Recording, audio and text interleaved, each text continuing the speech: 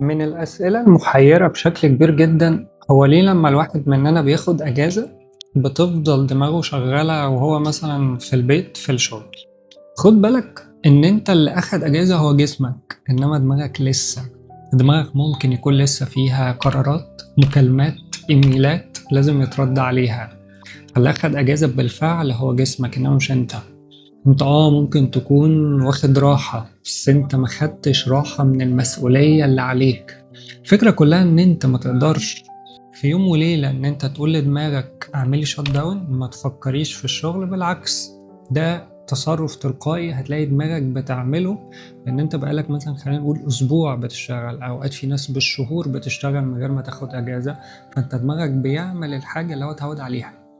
الشطارة هنا في إن أنت مش كل حاجة دماغك تقولها لك وأنت في وقت الراحة، مش كل إلحاح دماغك تقولك أنت المفروض تجري تعمل كذا، أو إن أنت نسيت كذا، أو إن أنت لازم تمهد أو تهيأ لشغل مثلا لسه هيجي، إن أنت تجري وتنفذ اللي دماغك بيقوله لك.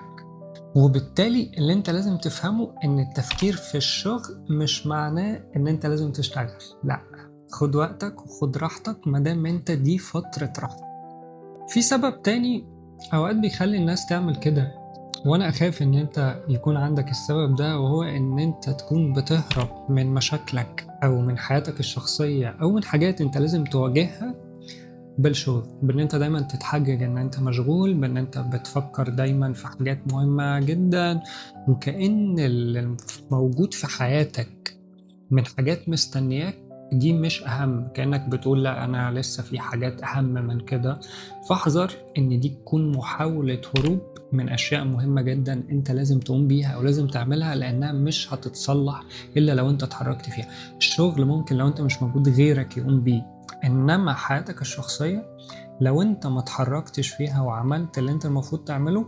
هتفضل واقفة ومتعطلة، وهتفضل عاملة لك مشكلة لحد ما انت تقرر ان انت تصلح اللي المفروض يتصلح فيها.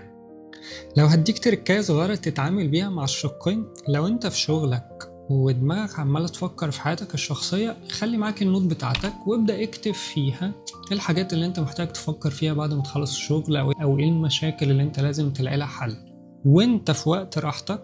وفي حياتك الشخصية خلي معاك نفس النوت، وأي حاجة ليها علاقة بالشغل تيجي في دماغك سجلها فيها، على اعتبار إن دي أول حاجة هتعملها أول لما تخلص فترة راحتك. ده هيساعدك على إن أنت تصمم دماغك على إن هو يتعامل في الوقت اللي أنت هتحدده ليه، مش إن دماغك هي اللي تفرض سلطتها عليك وتبقى هي اللي بتحركك في حياتك. شكرا.